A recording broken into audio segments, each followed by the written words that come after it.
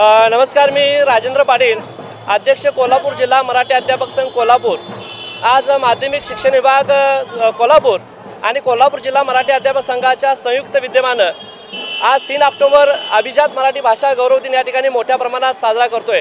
महाराष्ट्राच्या अस्मितेचा, साहित्याचा आणि सांस्कृतिक वारसा खऱ्या अर्थानं आपण महाराष्ट्राने जोपासलेला आहे आणि प्राचीन भाषा म्हणून गेल्या 3 ऑक्टोबर 2025ला आपल्याला अभिजात भाषा मराठीचा सन्मान मिळालेला आहे आणि त्याच्या प्रित्यर्थ आज पहिलं वर्ष आहे आणि म्हणून मोठ्या उत्साहानं, आनंदानं कोल्हापूर जिल्ह्यातील माध्यमिक शिक्षक, मराठी विषय शिक्षक आणि विद्यार्थी या ठिकाणी मोठ्या प्रमाणात सहभागी झालेले आहेत। या गौरव रथामध्ये गौरव चित्र 2 आहेत, याचबरोबर आमचे शिवाजी महाराजांचे मावळे आहेत, त्यांच्या घोड्यावर आम्ही मिरवणूक काढतोय।